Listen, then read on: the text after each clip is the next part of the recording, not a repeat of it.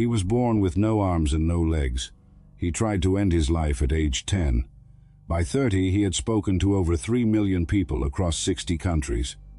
The difference between those two moments was not a miracle. It was a decision. If a man with no limbs can build a life that moves millions, then your reason for staying still is not a reason. It is an excuse. Watch until the end, or keep calling your obstacle a wall when it's a door. Lesson 1. He chose a different mirror. The story. Nick Vujicic spent his early childhood measuring himself against every standard that required what he didn't have. Arms to play sport, legs to run, the body his classmates had. Every mirror showed him a deficit. The psychology. The mirror you choose determines the measurement.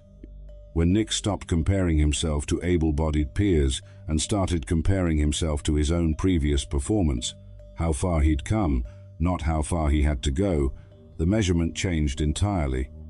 The application. 1.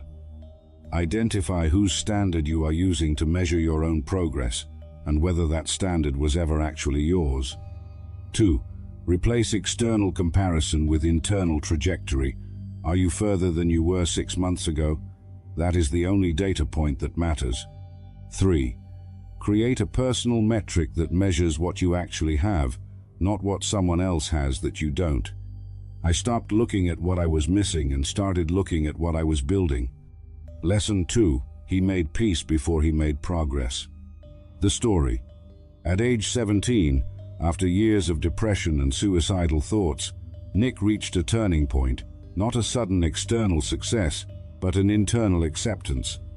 He stopped waiting to feel whole before he started living, and started living as the evidence that he already was. The psychology. This is the sequence most people reverse. They wait for circumstances to change before they commit to living fully. Nick's story proves the opposite. Commitment precedes circumstances, and the circumstances eventually follow the commitment. The application. 1. Stop waiting for the condition to be resolved before you begin. 2. Begin exactly as you are, with exactly what you have, in exactly the arena available to you right now. 3. Treat the beginning, however imperfect, as the proof, not the problem. You don't wait until you feel ready. You act until the feeling catches up. Lesson 3. He turned his wound into his weapon. The story. The very thing that made Nick's childhood unbearable, his visible, undeniable physical difference, became the source of his credibility with every audience he ever spoke to. Not because he hid it, because he stood in it completely. The psychology. Credibility, built on visible, unresolved struggle, is the rarest and most powerful form of influence that exists. It cannot be manufactured, purchased, or faked, and audiences know the difference instantly. The application. 1. Identify the wound in your story that you have been managing privately. 2. Consider what that wound allows you to say with authority no one else in the room has to people who share a version of it. 3. Build your platform on that wound, not around it. The thing that cost me the most became the thing that moved people the most. Lesson 4. He outworked the excuse. The story. Nick learned to type, swim, surf, play golf, drive, and speak on stage, all without arms or legs. Not because these things were easy, because he refused to allow impossible to be the last word on anything he decided to pursue. The psychology. The psychological research on what separates high performers from average performers across every domain points to one variable above all others: not talent, not resources, not favorable circumstances, but sustained, deliberate effort in the face of repeated failure. Nick's life is a controlled experiment in that variable.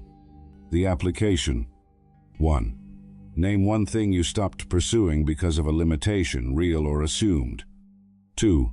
Identify the smallest possible version of that pursuit that your current circumstances allow. 3. Begin that smallest version today, without waiting for conditions to improve.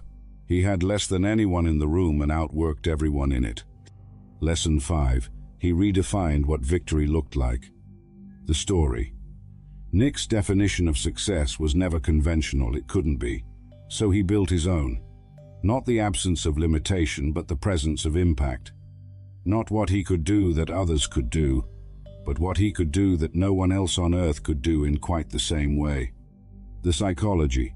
Custom metrics of success are not consolation prizes. They are the most sophisticated form of self-direction available.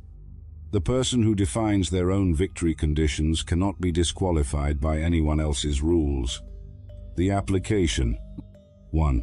Write down your current definition of success, then ask whether that definition was assigned to you or chosen by you. 2. Build a definition that accounts for your actual starting point, your actual capacities, and your actual direction. 3.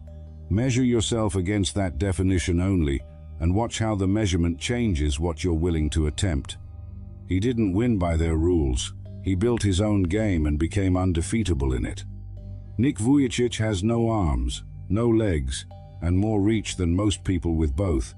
The only question his story leaves unanswered is the one you have to answer yourself. What exactly is your excuse?